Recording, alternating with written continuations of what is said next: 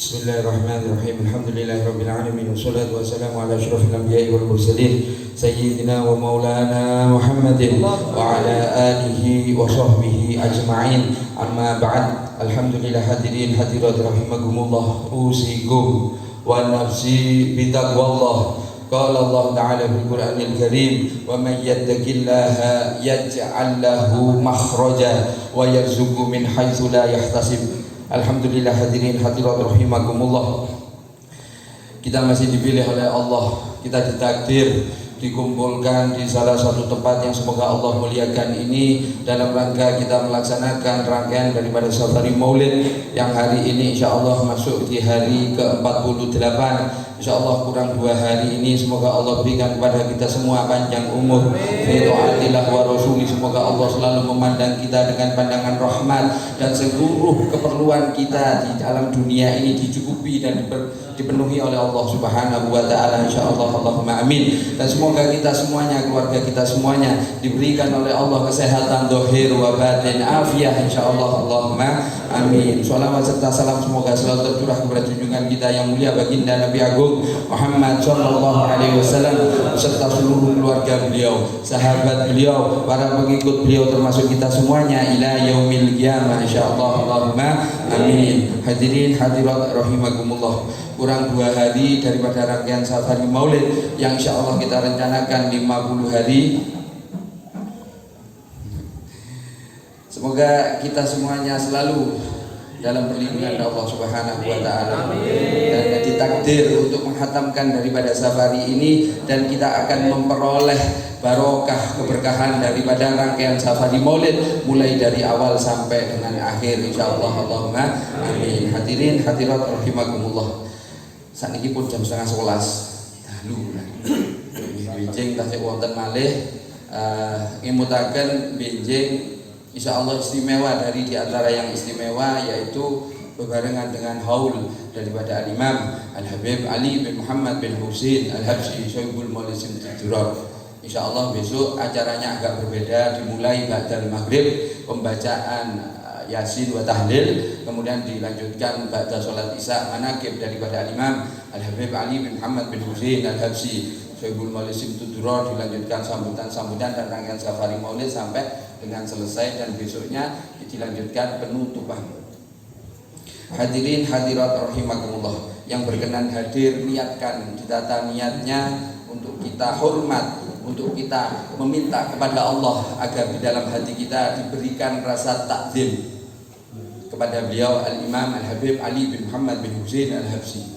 2 hari yang lalu saya menulis daripada status saya kalam daripada Al-Imam Al-Habib Abdullah bin Ali Al-Haddad, yang mana beliau mengatakan bahwa ketika seseorang ini hidup di zaman yang zaman tersebut sudah rusak.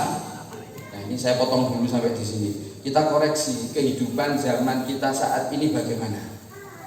Apakah masih baik-baik atau bagaimana? Kita koreksi. Kita minta kepada Allah agar Allah berikan kefahaman kepada kita. Kemudian Habib Abdullah bin Abi Haddad mengatakan jika orang tersebut hidup di zaman yang sudah rusak, seyogyanya, sebaiknya orang tersebut memiliki imam, memiliki panutan, memiliki idola. Idola kita siapa? Semuanya insya Allah pasti menjawab baginda Nabi Agung Muhammad sallallahu alaihi wasallam. Pasti akan menjawab itu. Beliau ada di atas. Yang saya maksud di atas ini ibarat tangga ini, beliau ada yang paling atas.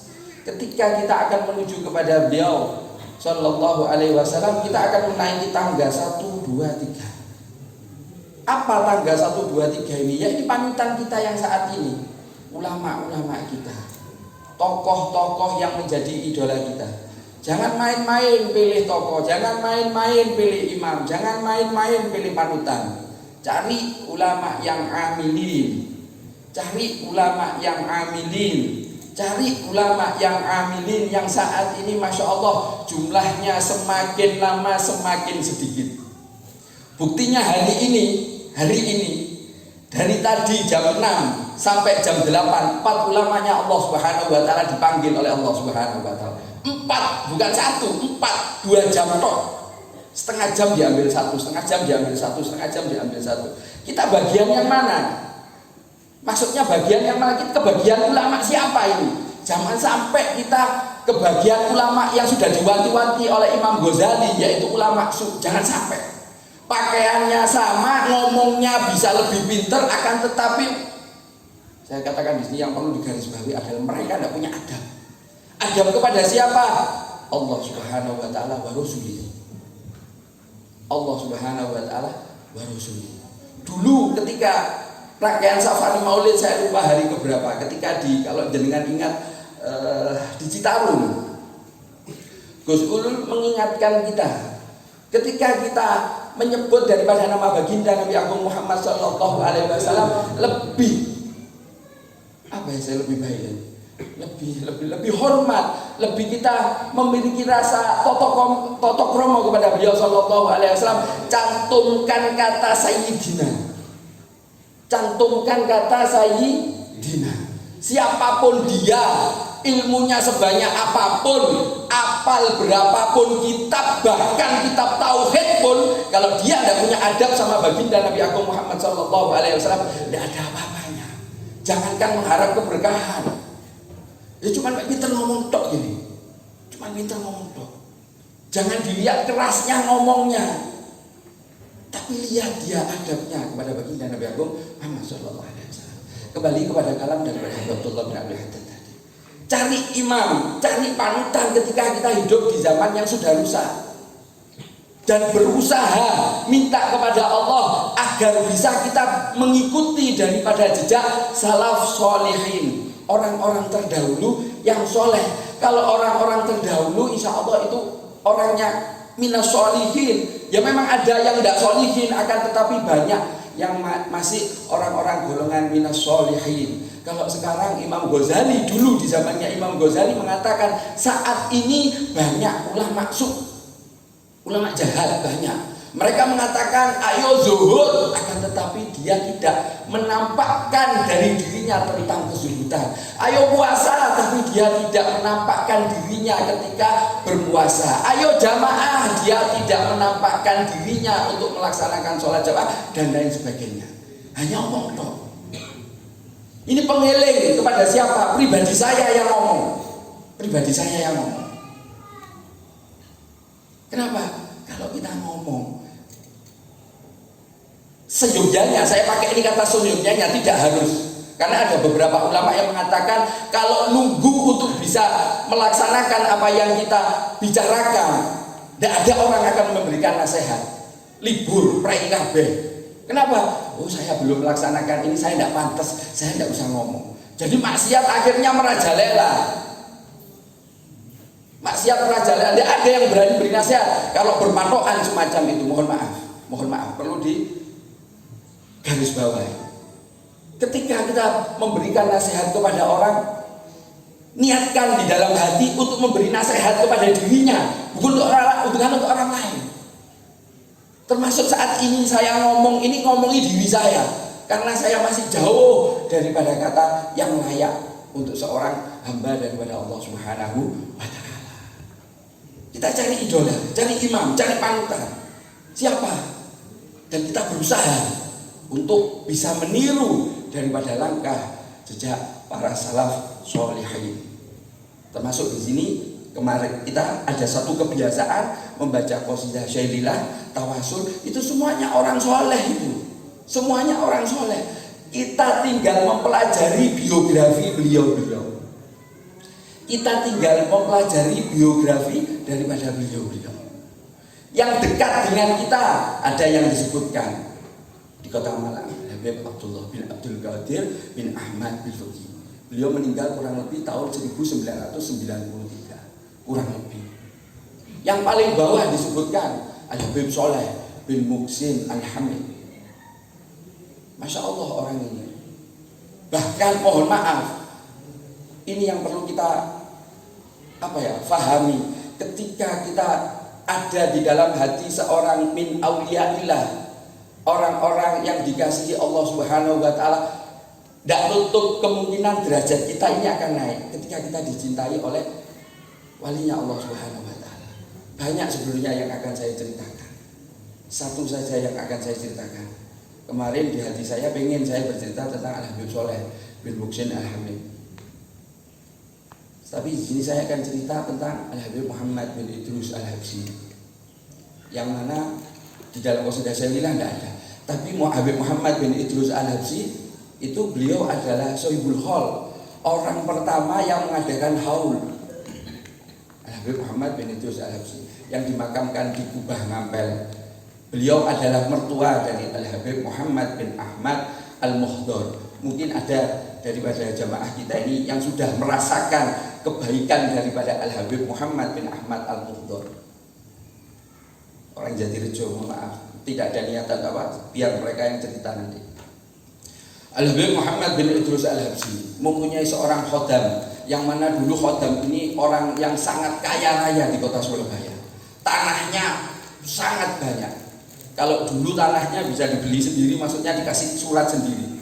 Ketika beliau kenal dengan Habib Muhammad bin Idrus Al-Habsyi, dunianya ditinggal. Tidak mau sudah ngurusi dunia, ditinggal. Akhirnya beliau hikmah kepada Habib Muhammad bin Idrus Al-Habsyi, ngurusi seluruh keperluan daripada Habib Muhammad bin Idrus Al-Habsyi. Habib Muhammad bin Idrus Al-Habsyi ini meninggal tahun 1919. Jauh. Kalau Habib Muhammad bin Ahmad Al-Muhdor, menantu beliau, itu meninggalnya 1926. Sama dengan lahirnya NU. Ya. Kemudian Habib Muhammad bin Idrus Al-Habsyi ini mempunyai majelis yang masya Allah hikmah, tidak ada yang bercanda, tidak ada yang rame, tidak ada yang ngobrol dan lain sebagainya. Sangat hikmat, orang-orang sangat menikmati ketika hadir di dalam majelisnya Habib Muhammad bin Idrus Al-Habsyi. Suatu ketika ada satu rombongan, yang mana di dalam rombongan ini ada salah seorang. Orang ini suka banyol, suka guyon, suka bikin ger. Ketika majelisnya enak-enak hikmah, ini dia membuat lelucon sehingga jemaah yang lain tertawa. Nah, keadaan ini membuat yang namanya Syekh Salim Atwi, khodam daripada Habib Muhammad bin Idrus Al-Habsyi, tidak suka sama orang ini. Suatu ketika rombongan daripada orang yang suka guyon ini tadi lama tidak datang ke Surabaya. Ini salah satu tanda cintanya Habib Muhammad bin Idrus Al-Habsyi. Perintah kepada Syekh Salim Atwi, bilang kepada Syekh Salim, kirim uang kepada mereka, suruh datang ke Surabaya. Kangen Habib Muhammad bin Idrus. Padahal beliau masya Allah orangnya, tapi beliau senang ketika orang ini bercanda. Mungkin orang ini orang ikhlas. Kalau orang ikhlas bercanda, nggak ada yang loro hatinya. Kalau orang nggak ikhlas bercanda, ngamuk, teka, berantem. Ojo ditiru tadi. Nah, kemudian orang rombongan yang dimaksud ini datang. Ternyata datangnya rombongan ini merupakan pertemuan terakhir daripada Habib Muhammad bin Idrus Al-Habsyi dengan orang yang suka bercanda ini. Setelah orang ini selesai bertemu ngobrol majelis dengan Habib Muhammad bin Idrus Al-Habsyi, kemudian pamitan pulang. Berapa hari di Surabaya, kemudian pulang. Naik kapal laut zaman dulu. Berarti ini tahun sebelum 1919, karena beliau meninggalnya 1919. Ada diantar ke pelabuhan, termasuk banyak rombongan Syekh Salim Atwi. Pada saat itu cuacanya sangat panas, terik. Pertama banyak orang yang berkumpul di sekitar Habib Muhammad bin Idrus Al-Habsyi. Termasuk Syekh Salim ini, di belakangnya Habib Muhammad bin Idrus Al-Habsyi sambil bawa payung.